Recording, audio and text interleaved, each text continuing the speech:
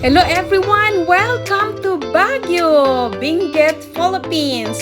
Ngayon pupunta po tayo sa night market at ito po yung pinakasikat dito. Ayan. So tingnan nyo naman, napakaraming tao at nagsisimula po yung open night market from 9 p.m. to 4 a.m. So during daytime, may mga sasakyan po na dumadaan dyan, pero from 8, minsan 8, nagsistart na yung night market nila. So ayun, nakikita nyo naman, sobrang dami po at napakamura ng mga bilihin doon, lalo na yung mga used products, yung mga ukay-ukay, napakarami po at napakamura lang. Kaso hindi po ako bumili ng masyado kasi nga limited lang yung yung space ko. So more than 1,000 vendors yung mga nagdi-display ng mga iba't ibang klaseng goods dito every night.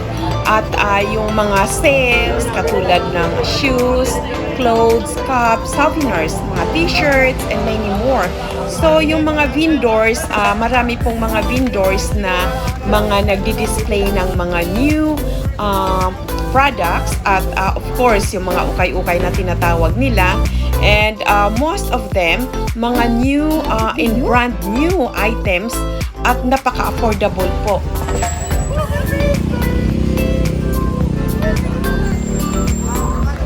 Well, ito naman po yung mga buses, public buses na pumupunta ng SM, Baguio Plaza, Trancovel, paikot-ikot po ito. And then, by the way, dito po kami nagsistay ng 2 nights sa Diaz Hotel.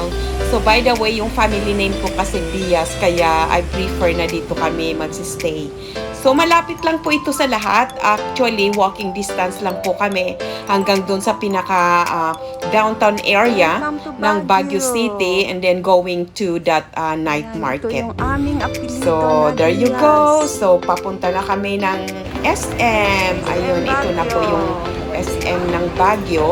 Napakalaki din niya at that night, it's very cloudy. Hindi masyado maganda yung view. Pero tingnan nyo naman, parang aurora doon sa likuran at ang daming mga nagpapakuha ng mga pictures.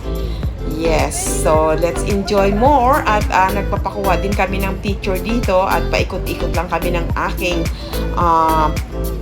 beautiful cousin around this area. Okay, let's go more.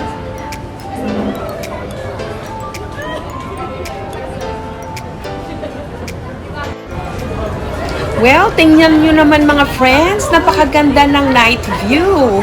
Ayan, medyo umaambon pa, kaya gumagamit tayo ng hood. At tingnan nyo naman, kahit na ganitong oras na madilim at night time, but still, napakaganda ng view. Para siyang apoy na nagre-reflect sa mga halaman at sa mga buildings.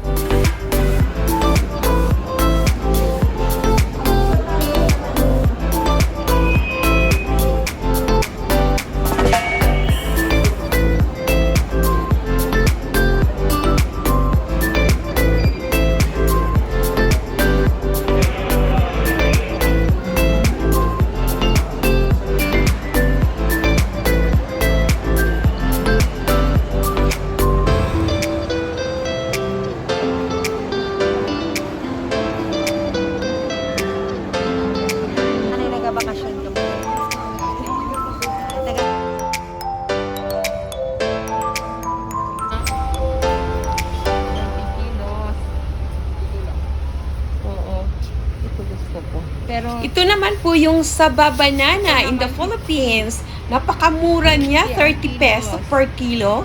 Dumaan lang po kami dito sa public market nila. So, by the way, thanks for watching. See you in the next one.